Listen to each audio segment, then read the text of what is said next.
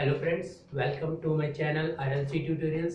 Guys, जैसा कि हम आज कुछ दिनों बाद थोड़ा वीडियो अपलोड कर रहे हैं। 2-3 दिन वीडियो अपलोड नहीं हो पाई थी, कुछ प्रॉब्लम थी। ठीक है, चलिए अब आज से हम अपने इस प्रैक्टिस सेशन को आगे बढ़ाते हैं। ठीक है, तो प्रैक्टिस सेशन में अभी तक हमने जो क्वेश्चंस कवर किए थे वो था आपका क्वेश्चन नंबर यहाँ पे 60, यानी क्वेश्चन नंबर 60 तक कवर हो चुके हैं। ठीक है, अब क्वेश्चन नंबर 60 से आगे बढ़ते हैं और आज का जो हमारा सेशन है वो क्वेश्चन नंबर 61 to 65। ठीक है गाइस, इससे पहले मैं आपको कुछ इन्फॉर्मेशन देना चाहूँगा। जो मेरे स्टूडेंट्स हैं मैं उनसे ये बताना चाहूँगा उन्हें कि इस समय जो लॉकडाउन चल रहा है तो इस लॉकडाउन का आप यूज़ करिए। ठीक है, अगर आप सपोज दैट कि अगर आप घर पे बैठे बैठे अगर पढ़ाई भी नहीं कर रहे हैं तो इसका जो टाइम आपका स्पेंड हो रहा है जो इस तरह से, ये टाइम आपके लिए बहुत ही क्रूशियल बन जाएगा आगे। और ट्रस्ट मी कि अगर आप इस टाइम को यूज नहीं कर पाएंगे तो आप आगे जाकर कुछ समय में जैसे ही 1-2 महीने क्रॉस हो जाएंगे तो फिर आपको ये पछतावा होगा कि इस टाइम को मैंने यूज नहीं किया। दैट इज सारा खेल किसी भी एग्जामिनेशन को निकालने के लिए आपकी कंसिस्टेंसी होती है। ठीक है, बट क्या है कि जैसे ही आप किसी कंसिस्टेंसी को फॉलो करोगे इतनी सारी प्रॉब्लम्स आती हैं, उस प्रॉब्लम्स को आप अपने अंदर किस तरीके से लेते हो। ठीक है, सारा खेल इसी का है दोस्त। ठीक है, तैयारी करने के लिए लाखों लोग तैयारी कर रहे हैं लेकिन सारा खेल यहीं पे आके अटकता है कि आप अपनी कंसिस्टेंसी को किस तरह से मेंटेन करते हो। एक्चुअल में होता क्या है कि जैसे ही हम 2-4 दिन छोड़ देते हैं तो 2-4 दिन के बाद जो 2-4 दिन हम पढ़ते हैं फिर हमारा माइंड उनको फिर से आ, फिर उन्हीं चीज़ों को बिल्डअप करने में लग जाता है। मतलब एज इट इज़ क्या करते हैं कि हम अपने लेवल को मेंटेन करने के लिए बार बार ट्राई करते रहते हैं, लेकिन हमें अगर एग्जाम क्रैक करना है तो हमें उस लेवल से आगे बढ़ना होगा। तो आप उस लेवल से आगे बढ़ने के लिए आपके पास बहुत ही गोल्डन टाइम है। आप इस टाइम में बहुत सारे क्वेश्चंस प्रैक्टिस कर सकते हो और छोटी से छोटी चीज़ों को एक्सप्लेन बहुत डिटेल्स से भी थोड़ा मोड़ा पढ़ने का टाइम हो चुका है। क्योंकि फॉर योर काइंड इन्फॉर्मेशन मैं आपको ये बता दूं कि कोई भी एग्जामिनेशन वो आपका जून लास्ट में ही दिखेगा अगर कोई एग्जामिनेशन होगा। क्योंकि अभी तक जो गवर्नमेंट की जो डेट आई है वो 3 मई तक तो लॉकडाउन है। ठीक है, तो मई में भी अभी इसका पूरी तरह से एंड नहीं होगा और ज़्यादा से ज़्यादा रिस्ट्रिक्शंस रहेंगे। और उसके बाद से यानी मई आपके रिस्ट्रिक्शंस, जून में भी बहुत सारे गैदरिंग या बहुत सारी बड़ी बड़ी जो गैदरिंग्स होती हैं वो भी इम्पॉसिबल ही है फ्रेंड्स। तो इसलिए मैं भी मेरे अकॉर्डिंग जुलाई के पहले आपके एग्जामिनेशंस नहीं होने, आप पढ़ाई तो आपके पास 2 महीने सफिशिएंट टाइम बच रहे हैं जिसमें आप हर एक एग्जामिनेशंस का बहुत अच्छे से प्रैक्टिस कर सकते हो। ठीक है, और पर डे गाइस 2 से 4, अगर 4 घंटे का आपका रूटीन है तो 4 घंटे ही फॉलो करिए, बट डेली कंसिस्टेंसी, कुछ आउटपुट आना चाहिए। डे के हिसाब से नहीं पढ़ना है, ना तो टाइम के हिसाब से पढ़ना है। मैं आपको बोलता हूँ कि एक टारगेट आपका एक दिन का, आप उसे खत्म करिए और उसके बाद उसको खत्म होने के बाद ही आप कुछ करिए। अब ऐसा नहीं कि जो आप टारगेट बना रहे हैं वो टारगेट बहुत ही छोटा बना लीजिए उसे खत्म करके और आप दिन भर आराम से मूवीज ये सब देखिए। आप टाइम स्पेंड करने के लिए मत सोचिए। जो लोग सेटल्ड है, वेल सेटल्ड है, जिनकी लाइफ सब कुछ है, तो वो ऐसा सोच सकते हैं, उनके पास लाइफ काटने के लिए, क्योंकि वो अपने जिंदगी का एक डिटर्मिनेशन कर चुके हैं मुझे इसी फील्ड में रहना है। लेकिन जो लोग यंग एज में है या जिन्हें कुछ करना है तो उनके पास बहुत सारे ऑप्शंस हैं, तो वो सारे अपने ऑप्शंस को यूटिलाइज करें, उन ऑप्शंस को एक्सपेरिमेंट करें कि अगर मैं ऐसा करता हूँ तो क्या होगा। ठीक है, तो आपके पास बहुत सारा टाइम है, तो मैं आपसे ये कहना चाहूंगा कि आप अपने टाइम को यूज करिए। ठीक है, और इस लॉकडाउन के टाइम को आप यूटिलाइज करिए। ठीक है, जहां भी हैं जैसे भी हैं सेफ रहिए और अपनी पढ़ाई को कंटिन्यूअस करते रहिए। ठीक है, मूवीज या ये सब देखने से आपको, वो उनके लिए वो है जो इंटरटेनमेंट करना चाहते हैं, जिनकी लाइफ सेट हो चुकी है। ठीक है, तो आपसे पहले भी बता चुका हूँ कि हर एक का माइंड यूनिक है और उस माइंड के अकॉर्डिंग चलिए। आपका माइंड बहुत ही यूनिक है गाइड, मैं रिस्पेक्ट करता हूँ हर एक माइंड की, और वो किस तरह से सोचता है, हर एक माइंड की सोच अलग अलग है। तो आप दूसरा जो सोचता है उसके अकॉर्डिंग ढलने की कोशिश मत करिए, आप अपनी एबिलिटी को पहचानिए और उसके बदौलत आप आगे बढ़िए। अगर दूसरों को फॉलो करने लगोगे तो फिर यहीं से प्रॉब्लम शुरू हो जाएगी। ठीक है, क्योंकि आपका माइंड स्पेशली माइंड है, जिस तरह से आपका एक ये जो सूरत है ना, ये अलग अलग है सबकी, सेम ऐसे ही आपका माइंड भी डिफरेंट है, इसकी थिंकिंग और सब कुछ करने का तरीका बहुत अलग है। हाँ, एक्चुअली जब कोई रूल या कोई चीजें आपको बताता है कोई भी किस तरह से आप करो, तो जस्ट वो थिंक करता है कि एज्यूम्शन ही होता है। कि वो एज्यूम करके चलता है कि मैक्सिमम लोग इस तरह के होते हैं, ठीक है। बट ये जरूरी नहीं कि आप उन मैक्सिमम में हो। तो आप अपने आप एबिलिटी पहचानो, अपने ब्रेन को पहचानने की कोशिश करो, ठीक है, और उसके अकॉर्डिंग अपने प्लान अपने तरीके सेट करो, ठीक है। डोंट वेस्ट योर टाइम, ठीक है। चलिए अब स्टार्ट करते हैं आज का सेशन। अब हम बात करते हैं क्वेश्चंस, आप स्क्रीनशॉट ले लीजिए एक बार, ठीक है। अगर ये क्वेश्चंस हो गए हो तो आगे बढ़ते हैं, ठीक है गाइस। चलिए अब बात करते हैं, यहाँ पे जो पहला क्वेश्चन था कि the necessary and sufficient condition on the impulse response for stability. देखिए जब इम्पल्स रिस्पांस के बारे में बता दो, impulse response why it is important, तो अगर इम्पल्स, स्क्रीनशॉट हो गया आपका, ये क्वेश्चंस, यही क्वेश्चंस हमें कवर कर रहे हैं, तो चूंकि मैं अब बोल नहीं पाऊंगा इसलिए आपको ये क्वेश्चन स्क्रीनशॉट लेने हैं। चलिए impulse response, guys tell me कि ये इम्पल्स रिस्पांस जो होता है why it is so important for any system. Now listen, impulse response का मतलब ये होता है कि किसी भी आप सिस्टम को, कोई भी आपके पास सिस्टम है, और देखिए यहाँ भी एजम्पशन ही होता है कि उस सिस्टम, आप एज्यूम करके चलते हो कि वो क्या है, लीनियर टाइम इनवेरिएंट, यानी सिग्नल सिस्टम में जब भी आप कोई सिस्टम की बात करते हो तो उस सिस्टम का ये एजम्पशन होता है कि वो सिस्टम क्या है, लीनियर टाइम इनवेरिएंट सिस्टम है, ठीक है। तो हम यहाँ पे भी एक एजम्पशन लेके चलते हैं कि अगर हमारा यहाँ पे जो सिस्टम है, इस सिस्टम का क्या है कि ये लीनियर टाइम इनवेरिएंट सिस्टम है। तो बेटा इम्पल्स रिस्पांस की बात क्या होती है, अगर आप इम्पल्स रिस्पांस की बात करते हो तो आप सिग्नल को इम्पल्स दीजिए और उसका जो आउटपुट आएगा that is known as impulse response. यानी इस सिस्टम पे आप एक सिग्नल देते हो, कोई भी सिस्टम होता है तो ऑपरेट किससे करता है, सिग्नल से। ये इसकी क्या है बेटा, ये यहाँ पे इनपुट दे दीजिए, यहाँ पे आपका क्या मिलेगा, आउटपुट मिलेगा। तो इस केस में आपको क्या करना है कि इस इनपुट में यहाँ पे एक इम्पल्स सिग्नल दे दीजिए, ठीक है, इम्पल्स सिग्नल, ठीक है। क्या होता है कि impulse signal is defined by it's area. कुछ चीजें इसके बारे में मैं बता दूं कि ये एकमात्र ऐसी सिग्नल है जिसे इसके मैग्नीट्यूड से नहीं डिनोट करते हैं, इसे किसके करते हैं, इसके एरिया से ये रिप्रेजेंट की जाती है, ठीक है। और अगर जो आउटपुट आएगा वही कहलाएगा आपका IR। मैं लिख रहा हूं इसका फुल फॉर्म, आप लिख लेना इम्पल्स रिस्पांस, ठीक है। तो अब अगर ये सिस्टम, अगर कोई भी इम्पल्स दोगे लीनियर टाइम नहीं तब भी वो इम्पल्स ही आएगा, लेकिन ये मैंने क्यों अज्यूम किया है मैं यहाँ पे बताता हूँ। देखिए यहाँ पे जो बात हो रही है समेशन और ये करके, तो यहाँ पे जो बात हो रही है वो बात हो रही है आपकी डिजिटल सिस्टम की, ठीक है। यहाँ पे जो सिस्टम है वो डिजिटल सिस्टम की बात हो रही है। तो डिजिटल सिस्टम को आपको एक्सप्लेन से पढ़ने की जरूरत नहीं है, आप एनालॉग सिस्टम को पढ़िए और उससे आप एक्सप्लेन कर दीजिए डिजिटल सिस्टम को, ठीक है। तो पहले मैं एनालॉग की बात कर रहा हूं, और एनालॉग में क्या होता है कि जैसे ही इम्पल्स रिस्पांस ये इधर जाता है तो यहाँ पे कुछ कंडीशन होती है इम्पल्स रिस्पांस की स्टेबिलिटी के लिए कि डिरिचलेट कंडीशन होती है वो फुलफिल होनी चाहिए। मतलब अब डिरिचलेट कंडीशन क्या होती है वो जरा देख लीजिए,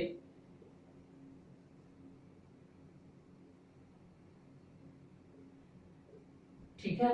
होती क्या है कि जब इंटीग्रेशन जो होगा किसी भी सिस्टम का इम्पल्स रिस्पांस, जो बेटा इम्पल्स रिस्पांस आ रहा है उसका एक dt मतलब टाइम में ले लीजिए आप, और माइनस इनफाइनाइट टू इनफाइनाइट, जो इसका इंटीग्रेशन होगा वो शुड भी क्या होना चाहिए, less than infinite. Impulse response का इंटीग्रेशन जो होगा माइनस इनफाइनाइट से इनफाइनाइट के बीच में, यानी जो एरिया है वो एरिया उसके अंदर जो कवर करेगा वो एरिया एक फाइनाइट एरिया होना चाहिए। That is said to be the Dirichlet condition. मतलब कोई भी इम्पल्स रिस्पांस आ रहा है किसी सिस्टम का और आप चाहते हो कि वो क्या हो, वो आपका स्टेबल सिस्टम बने, तो ये आपका जो कंडीशन है फुलफिल होनी चाहिए कि उसका जो भी इम्पल्स रिस्पांस आ रहा है उसका आप इंटीग्रेशन कर दीजिए माइनस इनफाइनाइट से इनफाइनाइट तक, और उसकी कुछ वैल्यू आनी चाहिए और वो आपका इनफाइनाइट नहीं होना चाहिए। अगर ऐसा हो जाता है तो आप बोल सकते हो कि दैट सिस्टम इज स्टेबल, ठीक है। अब मैक्सिमा, नंबर ऑफ मैक्सिमा और मिनिमा फाइनाइट होने चाहिए, finite number of maxima minima. एक तो ये कंडीशन होती है बेटा। दूसरी कंडीशन होती है, दूसरी कंडीशन क्या होती है, finite number of maxima and minima. यानी जो रिस्पांस आ रहा है उस रिस्पांस में finite number of maximum minima, यानी मैक्सिमम पॉइंट और मिनिमम पॉइंट एक फाइनाइट नंबर होने चाहिए, वो इनफाइनाइट नहीं होना चाहिए। ये डिरिचलेट कंडीशन से याद कर लीजिए। और ये बहुत एग्जामिनेशंस में पूछे जाते हैं कि जब कोई, अब डिरिचलेट कंडीशन पहले तो किस चीज से रिलेटेड है, ये रिलेटेड है इंपल्स रिस्पांस से। किसी सिस्टम को जब इंपल्स इनपुट दिया जाएगा तो जो उसका आउटपुट आता है वो इंपल्स रिस्पांस कहलाता है। और वो इंपल्स रिस्पांस जो आएगा आउटपुट, वो स्टेबल है कि नहीं है, इसके लिए रिलेटेड है एक डिरिचलेट कंडीशन। अगर वो स्टेबल है तो उसके फाइनाइट नंबर ऑफ मिनिमा और फाइनाइट नंबर ऑफ डिसकंटिन्यूटीज होनी चाहिए। तीसरा क्या है कि फाइनाइट नंबर ऑफ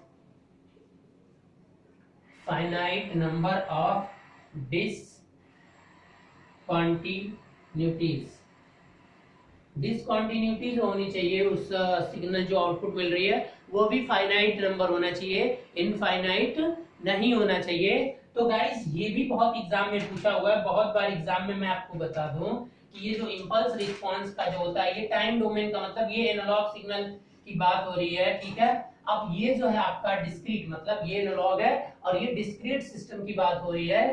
तो ये सिस्टम तो आप याद ही रखिएगा। ये भी बहुत बार पूछता है कि इंपल्स रिस्पांस को वो एच ऑफ टी से भी बोल देते हैं। इंपल्स रिस्पांस ना लिख के यहाँ पे क्या लिख दिया जाता है, H of T. H of T का मतलब होता है इंपल्स रिस्पांस। इसको हम यहाँ पे एच ऑफ टी भी कर देते हैं कि मतलब एच ऑफ टी है, ये इंपल्स रिस्पांस है, ठीक है। तो गाइस ये क्वेश्चन आपको ये भी दिखेगा बहुत सारे एग्जामिनेशंस में, छोटे छोटे, कि क्या होता है, यानी लेस देन, ये लेस देन की सिंबल है, लेस देन इनफाइनाइट, इनफाइनाइट से कम होना चाहिए, मतलब कोई फाइनाइट वैल्यू होनी चाहिए। तो अब अगर हम इसी से एनालॉजी कर दें, अब आप क्या करिए कि एनालॉजी कर दीजिए। जब आप एनालॉजी करोगे तो क्या मिलेगा, लिसन की एनालॉजी करने का मतलब जब भी ये इंटीग्रेशन साइन होती है और डिस्क्रीट में जब आप एनालॉजी कर रहे हो तो आपका माइनस जो बनता है वो डिफरेंस हो जाता है और इंटीग्रेशन जो होता है वो क्या बन जाता है, समेशन। तो ठीक है, तो ऐसे ही जब समेशन हम करेंगे तो समेशन हो जाएगा और यहाँ पे माइनस इनफाइनाइट टू इनफाइनाइट, ठीक है। एनालॉजी फॉर डिस्क्रीट कर दे रहा हूं यहाँ, डिस्क्रीट सिस्टम, ठीक है। ये तो आपका एनालॉग सिस्टम था, हमने डिस्क्रीट सिस्टम में कन्वर्ट करा। एच ऑफ टी को वहां पे एच ऑफ के से वो डिनोट कर देते हैं और उसका मैग्नीट्यूड, और यहाँ भी मैग्नीट्यूड ही लेकर चलिए आप, क्योंकि जो इंटीग्रेशन करना होता है वो स्पेशली मैग्नीट्यूड का ही करना होता है। तो अब यहाँ भी क्या कर दी कि एच ऑफ के, मतलब अब ए इंटीजर से डिनोट होते हैं एच ऑफ के और इसका मैग्नीट्यूड, ठीक है। और इसका मैग्नीट्यूड क्या हो जाएगा, वो क्या होना चाहिए, लेस देन इनफाइनाइट। यानी ये जो कंडीशन आप देख रहे हो, ठीक है गाइस, ये आपकी कंडीशन किसके लिए है, डिस्क्रीट के लिए है आपका, और ये किसके लिए है, ये एनालॉग के लिए। ये दोनों के दोनों क्वेश्चंस आते हैं, याद रखना बस कि लेस देन इनफाइनाइट वाला आप ऑप्शन करेक्ट कर दोगे। तो गाइस अब आप बता सकते हो कि इस क्वेश्चन का जो आंसर है वो क्या होगा। फर्स्ट में आपका दिया है कि जो मैग्नीट्यूड है इंपल्स रिस्पांस, ठीक है, उसका मैग्नीट्यूड यानी डिस्क्रीट का इंपल्स रिस्पांस है ये, उसका जो मैग्नीट्यूड है वो ग्रेटर देन इनफाइनाइट और ये 0 टू इनफाइनाइट। तो इट इज नॉट पॉसिबल, यहाँ पे माइनस इनफाइनाइट टू 0 लिमिट है और ये भी greater than infinite, not possible. It is equal to infinite, it's also not possible. तो एक ही ऐसा ऑप्शन है जो इसमें ये है कि उसका मैग्नीट्यूड का जो समेशन होगा वो क्या होगा, less than infinite. So the correct option is your option number D, ठीक है। चलिए अब एक और एक एक्स्ट्रा नॉलेज यहाँ से मैं आपको प्रोवाइड करा दे रहा हूँ इस क्वेश्चन से रिलेटेड, कि ये तो आपका इंपल्स रिस्पांस हो गया सिग्नल और सिस्टम से। अब इसी को थोड़ा सा जब कंट्रोल में ये आगे बढ़ती है तो बेटा अगर इसी सिस्टम में एक और वर्ड यूज कर दो कि मान लो ये सिस्टम क्या है, कॉजल है। अगर हम एज्यूम कर ले कि ये सिस्टम क्या है, ये सिस्टम आपका कॉजल सिस्टम है, तो क्या होगा, ये लीनियर है, टाइम इनवेरिएंट, तो जो इंपल्स रिस्पांस होगा यानी आई आर ये इक्वल टू हो जाएगा ट्रांसफर फंक्शन के, ठीक है, ट्रांसफर फंक्शन। ये इंपल्स रिस्पांस इन लाप्लास डोमेन, इन लाप्लास यानी इंपल्स रिस्पांस यानी जो h ऑफ t देख रहे हो इसको किसमें कन्वर्ट कर दो, h ऑफ s, तो यही क्या हो जाएगा, ट्रांसफर फंक्शन ऑफ सिस्टम। ठीक है, बहुत इंपॉर्टेंट चीज। फायदा क्या है, क्यों हम लाप्लास में करके ऐसा कर रहे हैं, क्योंकि जैसे ही आप यहाँ पे अगर इंपल्स रिस्पांस आपको किसी सिस्टम का पता है और कोई इनपुट और इनपुट, मान लीजिए कि आपको सिस्टम हो, सपोज मैं यहाँ पे एक छोटा सा आपको एक्स्ट्रा चीजें बता दे रहा हूँ कि अगर ये सिस्टम है, now listen carefully, h of t इसका इम्पल्स रिस्पांस आपको पता है, तो अब इसके बाद क्या है कि अगर यहाँ पे आप कोई सिग्नल देखो x ऑफ t और आपको क्या मिलेगा, आउटपुट y ऑफ t, तो यू हैव अ ऑप्शन कि अगर आप y ऑफ t निकालना चाहते हो आउटपुट, और आपने पहले से उस सिस्टम का इंपल्स रिस्पांस निकाल रखा है, तो आपको क्या करना होगा कि आप इंपल्स रिस्पांस में क्या कर दोगे, कॉन्वैल्यूएशन कर दोगे, जो इनपुट अब नया इनपुट आप दोगे, ठीक है, ये कहां से आएगा, ये जब आप उसको पहले इंपल्स सिग्नल देकर आउटपुट ले लोगे वही कहलाएगा इंपल्स रिस्पांस। अब कॉन्वैल्यूएशन ये क्या होता है, कॉन्वैल्यूएशन ये जो साइन आपको लिखा हूं ये क्या है बेटा, कॉन्वैल्यूएशन। तो अगर कॉन्वैल्यूएशन की बात करो तो ये एक डिटेल लॉन्ग प्रोसेस होती है कि पहले आपको शिफ्टिंग करनी पड़ती है, फिर इंटीग्रेशन करना पड़ता है, ठीक है, लिमिट्स पहले डिफाइन करनी होंगी, फिर इसके बाद से शिफ्ट करना होगा स्केल को, फिर इसके बाद से फोल्डिंग करनी होगी, फिर इंटीग्रेशन करना होगा, it will take more time, ठीक है।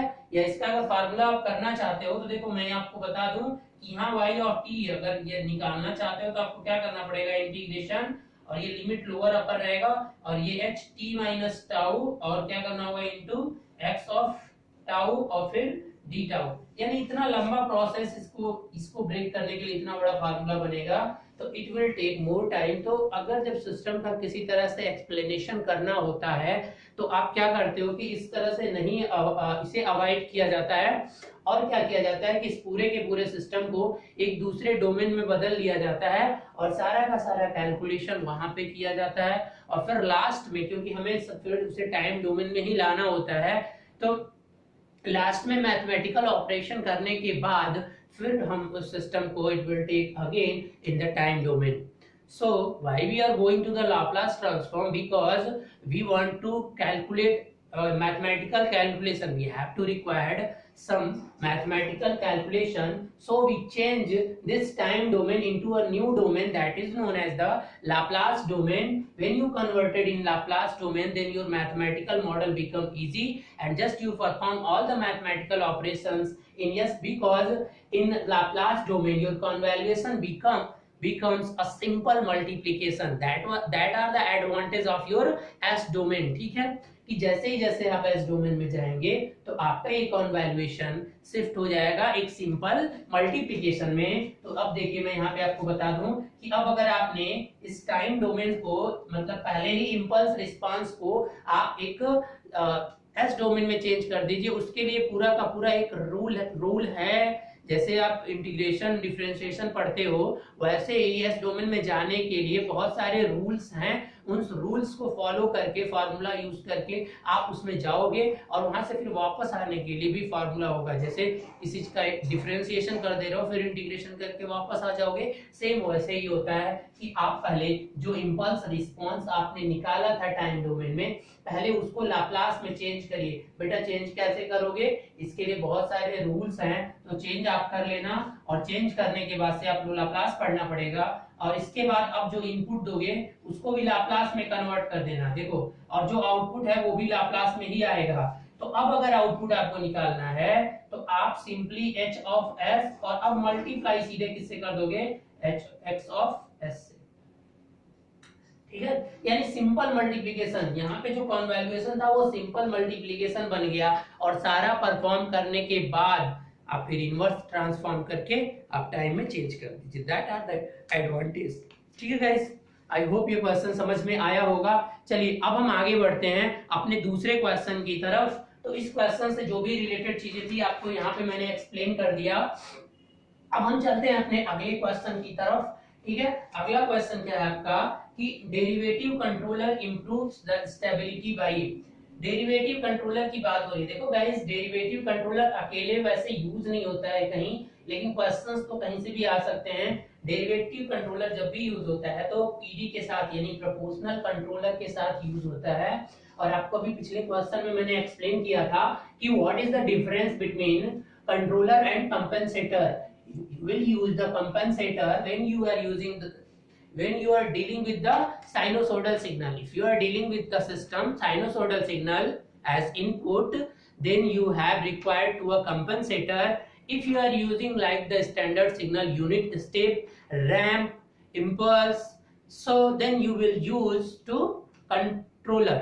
ठीक है, यानी आपका डिजायर्ड आउटपुट को रखने के लिए जो सर्किट बनाओगे वो होगा आपका कंपनसेटर सॉरी कंट्रोलर। कब? जब आपकी इनपुट क्या होगी, आपकी कोई भी स्टैंडर्ड टाइम डोमेन की, जैसे आपका यूनिट स्टेप हो गया, रैंप हो गया, पैराबोलिक हो गया या तो इंपल्स हो गया, ये सिग्नल अगर किसी भी सिस्टम पे दोगे और जो आउटपुट को देख आपको डिजायर्ड आउटपुट चाहिए और उसको मेंटेन रखने के लिए एक एक्स्ट्रा सर्किट यूज करोगे, that is known as controller.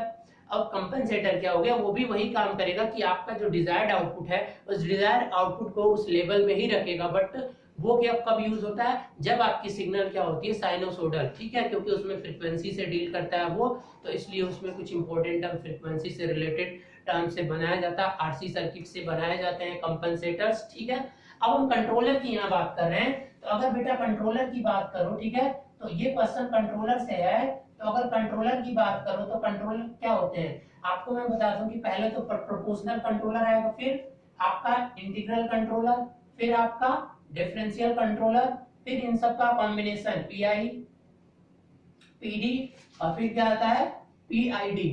ठीक है बेटा, ये आपके जो देख रहे हो आप ये छह कंट्रोलर आपके सामने हैं। प्रोपोर्शनल कंट्रोलर, इंटीग्रल कंट्रोलर और डिफरेंशियल कंट्रोलर, पीआई कंट्रोलर और फिर पीडी और पीआईडी, यानी दोनों का कॉम्बिनेशन है।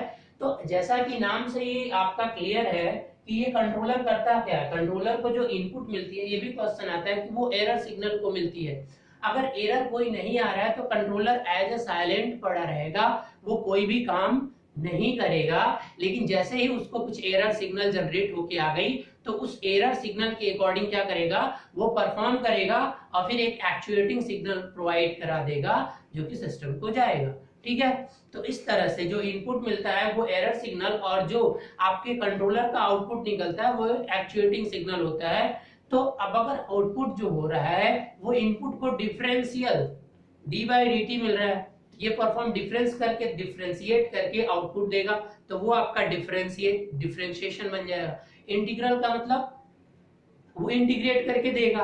और अगर बात करते हैं हम प्रोपोर्शनल की, तो प्रोपोर्शनल आपका सेम एज इट इज वैसे ही परफॉर्म कर देगा, मतलब डायरेक्टली प्रोपोर्शनल टू होता है एक्चुएटिंग सिग्नल के। जैसे देखो, अगर कोई प्लांट है, यहाँ पे मैं थोड़ा सा ओवरव्यू दे देता हूँ। ठीक है, अब अगर कोई प्लांट है यहाँ पे और ये आपका कोई प्लांट है, आप चाहते हो कि ये डिजायर्ड जो चीजें आपने मेंटेन कर रखी है उसी पे काम करे, तो उसके पहले आपको क्या लगाना पड़ेगा, एक कंट्रोलर लगाना पड़ेगा। क्या लगाना पड़ेगा बेटा, एक कंट्रोलर।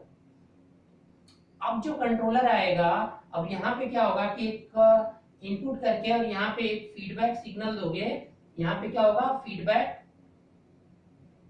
एक फीडबैक नेटवर्क होगा जहां से यहाँ से आउटपुट को लेगा और जैसे ही आउटपुट में चेंजेस आएगा तो वो इसको मेजर करके और उसका कुछ फ्रैक्शन यहाँ पे क्या कर देगा, ऐड कर देगा। और जैसे ही ऐड करेगा, यहाँ पे आपका RS मान लेते हैं हम इनपुट को, तो अब S डोमेन में T डोमेन में भी ले सकते हैं, मतलब इनपुट है। अब अगर इनपुट यहाँ से जो आएगा यही क्या होगी आपकी एरर सिग्नल। तो अब ये इनपुट एरर सिग्नल जाएगा, अगर ये P होगा, अब मान लीजिए जो इसका आउटपुट आया वो एक्चुएटिंग AT सिग्नल आ गया। तो अब अगर AT अगर डायरेक्टली प्रोपोर्शनल टू हो गया, एरर को मैं ET से दिखा दे रहा हूँ। ठीक है, एरर सिग्नल मतलब E ऑफ T। तो अगर ये काम किसमें होगा बेटा, ये P कंट्रोलर में होगा। अब अगर AT जो आ रहा है वो प्रोपोर्शनल टू हो गया D बाई dt। ठीक है, और यहाँ पे क्या हो जाएगा एरर सिग्नल के, तो ये कौन करेगा, ये डिफरेंशियल करेगा। अब एक्चुएटिंग सिग्नल, अब जैसी जहां रिक्वायरमेंट होगी है वो बात करेंगे। इंटीग्रेशन ऑफ एरर सिग्नल और ये dt, तो ये कौन करेगा, आई। तो तीनों जब अलग अलग यूज होते हैं तो बेटा प्रॉब्लम आती है। तो सबसे पहले यहाँ पे डिटेल्स नहीं, क्योंकि अगर डिटेल्स एक्सप्लेन करूंगा तो बेटा ये 1.5 आवर का ऐसे ही इन्हें समझाने में लग जाएगा। तो जो क्वेश्चंस आते हैं उन्हें मैं समझाने की कोशिश करता हूँ एक सिंपल वे में, कि आप एक चीज तो हमेशा याद रखना कि अगर जब भी डी यूज होता है तो जो डैम्पिंग होती है, ठीक है, यानी यहाँ से डी से जैसे यूज होता है तो यहाँ से इसका केडी एक कांस्टेंट आता है जब ये चीज हटती है, ठीक है, तो वो कांस्टेंट को हम केडी मान लेते हैं। अब जैसे ही, तो एक चीज यहाँ याद रखना कि जैसे ही आप डी यूज करते हो तो ये आपके डैम्पिंग फैक्टर को क्या बढ़ा देता है, बढ़ा देता है, यानी जीटा किसी भी सिस्टम का अगर है तो जीटा क्या हो जाती है, इंक्रीज कर जाती है। एक चीज याद रखना। और पीडी अगर है, ये भी आप याद रखना कि अगर पीडी बना रहे हो, पीडी को मैक्सिमम यूज, दोनों ये यूज ज्यादा होता है बेटे, पीआई और पीडी। अब ये किसके लिए होता है, इंप्रूव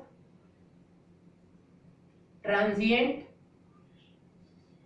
देखिए मैं एग्जाम के लिए बताऊं, ये नहीं पूछता कि क्यों आप पीआईडी एक साथ यूज नहीं होते हैं, ये क्वेश्चन नहीं आता है, लेकिन आपको जानना जरूरी होगा, तो उसके लिए आपको डिटेल से पढ़ना पड़ेगा, तो वो मैं अभी कवर नहीं कर रहा हूं इस क्वेश्चन में। और ये किसके लिए होता है, ये improve ESS, steady state error को इंप्रूव करने के लिए यूज होता है पीआई कंट्रोलर। लेकिन पीआई कंट्रोलर की एक डिसएडवांटेज भी होती है कि वो क्या करता है कि अगर उसे वो इम्प्रूव तो कर देता है ईएसएस को, लेकिन अगर उसकी ट्यूनिंग जो पीआई की अगर सही नहीं करते हो तो वो बैडली ट्रांजिएंट वाले पैरामीटर्स को भी इम्प्रूव करता है। अब आपके क्वेश्चन माइंड में आ रहा होगा कि कौन कौन से ट्रांजिएंट पैरामीटर्स हैं। तो ट्रांजिएंट जब पैरामीटर्स होता है तो सेकेंड ऑर्डर सिस्टम से, जैसे कोई सिस्टम आता है तो राइज टाइम, ठीक है, पीक टाइम, सेटलिंग टाइम, ठीक है, मैक्सिमम ओवरशूट, ये सारे कंट्रोल में आप पढ़े होंगे, यही सारे पैरामीटर्स कहलाते हैं ट्रांजिएंट पैरामीटर्स। तो इन सारे पैरामीटर्स को बहुत बैडली इफेक्ट करता है कौन, पीआई कंट्रोलर, अगर उसकी ट्यूनिंग सही से नहीं हुई है। तो इसलिए इसकी ट्यूनिंग बहुत ही डिफिकल्ट, मतलब बहुत ही एक रेदर प्रोसेस होती है, जो कि अगर ये सही से नहीं हुआ तो ये इंप्रूव मतलब इफेक्ट कर देता है ट्रांजिएंट वाले को। लेकिन पीडी क्या है कि वो स्टेडी स्टेट एरर को कोई इफेक्ट नहीं करता है, वो केवल ट्रांजिएंट पैरामीटर्स को ही इंप्रूव करता है। और उसमें भी अगर आप एक क्वेश्चन, एक चीज याद है तो बहुत सारे क्वेश्चंस को सॉल्व कर सकते हो कि जीटा तो हमेशा बढ़ता ही है। पीडी कंट्रोलर यूज कर देने से ट्रांजिएंट में एक जीटा भी फैक्टर होता है, वो क्या हो जाता है, बढ़ जाता है। और ओमेगा एन एक नेचुरल फ्रीक्वेंसी होती है, वो क्या रहती है, कांस्टेंट रहती है। इन दोनों में मैं बता रहा हूँ, दोनों प्रोसेस में जो ओमेगा एन होगा वो क्या रहती है, कांस्टेंट रहती है। नेचुरल फ्रीक्वेंसी आप ये पढ़े होंगे, और एक डैम्पिंग फ्रीक्वेंसी ओमेगा डी क्या होता है, is equal to omega n under root 1 minus zeta square. तो इसमें क्या होगा कि अब डैम्पिंग बढ़ेगी, तो यहाँ पे क्या क्या ऑप्शन है जरा सा देख लीजिए, इस क्वेश्चन की तरफ बढ़ते हैं कि reduce it increase peak overshoot. देखो बेटा अगर जीटा बढ़ेगा किसी क्वेश्चन में, पीक ओवरशूट क्या होता है कि वो अपने मैक्सिमम वैल्यू से जितना जाएगा, ठीक है। तो अगर पीक ओवरशूट, जीटा अगर बढ़ेगा, जीटा एक ऐसा फैक्टर है जो कि पीक पे जाने से उसे ज्यादा पीक उसे अचीव नहीं करने देगा। आप कुछ इस तरह से समझ लो कि वो ज्यादा से ज्यादा पीक को अचीव नहीं करने देगा। तो अगर जीटा बढ़ेगा तो मैक्सिमम ओवरशूट बढ़ने का तो कोई चांस ही नहीं है, वो हमेशा क्या होगा, रिड्यूस होगा। तो इसलिए ऑप्शन नंबर बी होना नहीं है, रिड्यूस ईएसएस। अभी मैंने आपको बताया कि ये कोई भी परफॉर्म स्टेडी स्टेट एरर पे पी और पीडी नहीं करते हैं, ये केवल ट्रांजिएंट वाले पार्ट पे फोकस करते हैं, उन्हीं को इंप्रूव या तो डी इंप्रूव करते हैं, ठीक है। अब तीसरा है रिड्यूस ऑसिलेशंस। अब अगर बेटा जीटा बढ़ रहा है तो क्या होगा, जीटा अगर बढ़ेगा तो ऑसिलेशंस क्या होंगे, रिड्यूस होंगे। ऑसिलेशन जीटा के बढ़ने से, अगर जीटा बढ़ेगा तो ऑसिलेशंस तो क्या होंगे, रिड्यूस होंगे, ठीक है। लेकिन वो केवल पीडी के केस में होगा। तो अब यहाँ पे अगर स्पेशली इस क्वेश्चन की बात करो तो देखिए, अगर हम बात करते हैं सेटलिंग टाइम का एक फार्मूला यहाँ पे याद होना चाहिए आपको, क्या होता है कि मतलब अगर प्रोपोर्शनल में करो तो 1 अपान ओमेगा जीटा, ठीक है, जीटा ओमेगा एन होता है। यानी टीएस जो होता है, सेटलिंग टाइम जो होता है, वो प्रोपोर्शनल टू होता है, इनवर्सली प्रोपोर्शनल टू होता है 1 बाई जीटा के। और आपको ये पता है कि जीटा इंप्रूव होना है, जीटा अगर बढ़ेगा तो ये क्या हो जाएगा, रेडियस हो जाएगा। यानी इस क्वेश्चन का आंसर क्या होगा guys, option number 1 reduce TS. ठीक है, चलिए यानी क्वेश्चन को पहला कर लीजिएगा, ऑप्शन नंबर 1। चलिए अब आगे बढ़ते हैं थोड़ा सा। H is equal to is the expression of magnetic field due to an infinite linear current carrying conductor. तो देखो बेटा ये तो फार्मूला मैं आपको एडवाइस दूंगा कि इस सारे खासकर डिप्लोमा वालों के लिए कि छोटे छोटे क्वेश्चन अगर कहीं आ भी रहे हैं, या बीटेक वालों या ए या जे किसी की भी बात करो, तो ये आपको तभी बेनिफिशियल होगा कि ये याद ही कर लो। आप 2 बार करोगे तो याद हो जाएगा। ड्यू टू इनफाइनाइट इसकी वजह से, due to infinite current carrying conductor अगर इसकी बात करो तो आपका क्या आ जाएगा, देखो फार्मूला क्या होता है, H इज इक्वल टू, मैं आपको बता दे रहा हूं, I डिवाइडेड बाई, ठीक है, I डिवाइडेड बाई आपका क्या हो जाएगा 2 पाई R, यानी R एक डिस्टेंस है, ठीक है, करंट कैरिंग आपका है, ये रेडियस नहीं है, और क्या हो जाएगा यूनिट एम्पियर पर मीटर, और यहाँ पे क्या होगा Fi, क्योंकि इसके बाद इसकी डायरेक्शन भी जरूरी है, तो मैग्नीट्यूड तो ये है, तो मैग्नीट्यूड ही पूछा था, यानी H प्रोपोर्शनल टू होता है I के, और इनवर्सली प्रोपोर्शनल टू होता है जो वहां से डिस्टेंस, जैसे मान लो ये कोई इसमें वायर है, ये इनफाइनाइट है, मुझे पता नहीं है ये इनफाइनाइट, इसमें I अमाउंट ऑफ करंट मान लो यहाँ पे हमें फाइंड करनी है, तो यहाँ पे जो होगी बेटा ये देखो, ये ऊपर जा रही है और रोटेशन ये कर्ल इधर, तो इधर की तरफ जाएगा, तो यहाँ पे क्रॉस इनवर्ड हो रहा है, यहाँ से इनवर्ड हो रहा है ना, तो इनवर्ड का मतलब क्या होता है, इनवर्ड का मतलब क्रॉस, यानी यहाँ पे डायरेक्शन क्या होगी, क्रॉस की आएगी। अब अगर क्रॉस से जो यहाँ से डिस्टेंस जो मिलोगे यहाँ पे, ये r क्या है, जो यहाँ से परपेंडिकुलर जो डिस्टेंस आएगा वही होगा ये r, ठीक है, और ये डिस्टेंस आप कुछ और मान लो, तो ये जो डिस्टेंस आता है, तो इस तरह से ये फार्मूला होता है, तो इस फार्मूले को बस सिंपल याद ही करना है। अब अगर आपको b चाहिए तो b इक्वल टू क्या होता है, म्यू h, तो आप म्यू से मल्टीप्लाई कर दीजिए, मतलब परमेबिलिटी जो मीडियम की है उससे अगर मल्टीप्लाई कर देंगे तो आपकी क्या मिल जाएगी, डेंसिटी मिल जाएगी, फ्लक्स डेंसिटी, ठीक है। अब कभी कभी इसी क्वेश्चन में यहाँ पे current carrying conductor, due to current carrying conductor मतलब इनफाइनाइट, अब यहाँ पे अगर सेमी इनफाइनाइट की बात कर देता है, कभी कभी एक और क्वेश्चन आता है जिसमें वो क्या बात करते हैं, सेमी इनफाइनाइट की, तो अगर सेमी इनफाइनाइट की बात करते हो तो H इज इक्वल टू उस समय क्या हो जाएगा, I divided by 2 pi R, या कहीं कहीं गाइस इसे रो से भी दिखाते हैं, सॉरी 2 की जगह क्या हो जाएगा 4 पाई, और यहाँ रो, और यहाँ पे ए रो या R कुछ भी दिखाइए, ये डिस्टेंस यहाँ परपेंडिकुलर, बस इतना आपको याद होना चाहिए। तो कहीं कहीं किसी बुक में बीटेक वाले किसी एग्जाम में पढ़े होंगे तो वो R से नहीं होगा, तो ये चीज रेडियस नहीं है ये चीज, ठीक है, क्योंकि ये सर्कुलर नहीं है, ठीक है। तो ये दोनों फार्मूले आपको याद ही रखने हैं। अब कभी कभी क्वेश्चन यहाँ से ये भी बन जाता है कि करंट को दोगुना कर देंगे तो इंटेंसिटी कितनी हो जाएगी, कोई इनफाइनाइट लॉन्ग कंडक्टर है, करंट को दोगुना करोगे तो इंटेंसिटी, तो करंट से बेटा तो इसका डायरेक्टली रिलेशन है।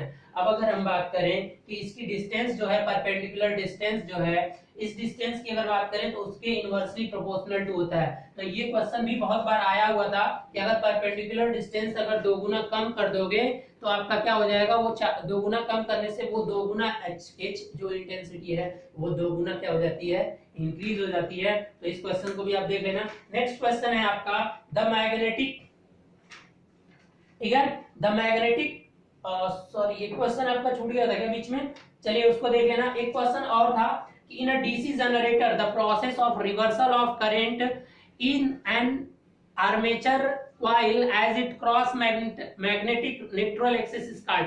देखिए जब आपकी डीसी मशीन में रिवर्सल यानी करंट के जो रिवर्सल की प्रोसेस होती है, तो इस प्रोसेस में आपको बताना नहीं है, करंट के रिवर्सल की जो प्रोसेस होती है that is known as commutation. जो एसी से डीसी में जो कन्वर्ट होती है with the help of commutator का हेल्प करके जो यूज होता है, कम्यूटेटर लगा होता है ना, कम्यूटेटर एक स्विच होता है, रोटेटिंग स्विच होता है, मैकेनिकल स्विच जो एसी को डीसी में कन्वर्ट करता है, और ये पूरी की पूरी जो प्रोसेस होती है कन्वर्ट करने की that is known as commutation, ठीक है। तो ये क्वेश्चन का ऑप्शन नंबर आपका बी होगा, ठीक है। चलिए पहले तो ये क्वेश्चन कराना, चलिए लास्ट वाला देखते हैं। The magnetising force at the centre of the circular coil. अब सर्कुलर कॉइल अगर हम बात करें तो सर्कुलर कॉइल की बात हो रही है, देखिए अब ये तो इनफाइनाइट था, मैं यहीं पे लिख दे रहा हूं, अब सर्कुलर कॉइल की बात हो रही है। सर्कुलर कॉइल, अगर बेटा सर्कुलर कॉइल की बात होगी तो मान लीजिए सर्कुलर, इसके सेंटर पे आपको इंटेंसिटी निकालनी है, ये जो मैग्नेटाइजिंग फोर्स देख रहे हैं ना, ये मैग्नेटाइजिंग फोर्स का मतलब यहाँ पे वही है कि इंटेंसिटी निकालनी है। तो जो सेंटर पे सर्कुलर के जो सेंटर पे होती है, अब इसी से कंपैरिजन कर लेना। H इज इक्वल टू यहाँ पे जो होता है I/2R, ठीक है, ये फार्मूला बनता है। अब यहाँ पे R क्या है, रेडियस है। देखो इसमें क्या डिफरेंस आ रहा है बेटा, बस पाई नहीं आएगा, बाकी चीजें वैसे ही होंगी, पाई नहीं आएगा, मैग्नीट्यूड इतना होगा। तो सेंटर पे भी कभी कभी इस पे क्वेश्चंस भी आते हैं, तो डायरेक्ट यहाँ पे फॉर्मूला ही पूछा है। कभी कभी इस पे आपके छोटे छोटे क्वेश्चंस आ जाते हैं, करंट दे देता है, रेडियस दे देगा और पूछेगा कि इंटेंसिटी, इंटेंसिटी ना पूछ के डेंसिटी पूछ लेगा, तो इसमें न्यू से मल्टीप्लाई कर दो h में, ठीक है। तो ये क्वेश्चंस बहुत बार आए हुए, तो यहाँ पे जो क्वेश्चन उसे ध्यान से देखिए। अब इसके बाद वो पूछा है कि directly as the number of turns. अब अगर नंबर ऑफ टर्न्स हो तो, अगर नंबर ऑफ टर्न्स, इसी फार्मूले में एक और करो, नंबर ऑफ टर्न, अगर नंबर ऑफ टर्न्स कुछ हो n, तो तब h इज इक्वल टू क्या हो जाएगा, i n में मल्टीप्लाई हो जाएगा, यानी ni कर दो, number of turns into i divided by 2r, और यहाँ पे f i मतलब डायरेक्शन होगी, ठीक है। डायरेक्शन के बारे में आपसे क्वेश्चन नहीं पूछते हैं, ठीक है। The magnetising force at the centre of circular coil varies, first है directly as the number of its turn. तो आप यहाँ पे खुद देखिए कि H जो है वो डायरेक्टली प्रोपोर्शनल टू करंट के है कि नहीं guys, H directly proportional to current, ठीक है, ओके। और H directly proportional to n है कि नहीं है, तो पहला ऑप्शन क्या था, directly as the number of its turn, directly as the current, यानी पहला भी सही है दूसरा भी सही है। डायरेक्टली एज इट्स रेडियस, नहीं, रेडियस के इनवर्सली प्रोपोर्शनल टू है, तो चौथा ऑप्शन क्या है कि इनवर्सली एज इट्स रेडियस, यानी इसमें से तीसरा वाला सही नहीं है, बाकी सारे के सही हैं। तो कौन सा ऑप्शन हो जाएगा, option number 1 2 4, option number C, ठीक है। यानी इस क्वेश्चन का आंसर क्या है, ऑप्शन नंबर सी, इसका आंसर है आपका ऑप्शन नंबर सी, इसका ऑप्शन क्या था, ए, ठीक है। तो आप इन सारे क्वेश्चन को, ठीक है गाइस, अब हम अगले में फिर से और सारी वीडियोस और सारे क्वेश्चंस लेकर आएंगे।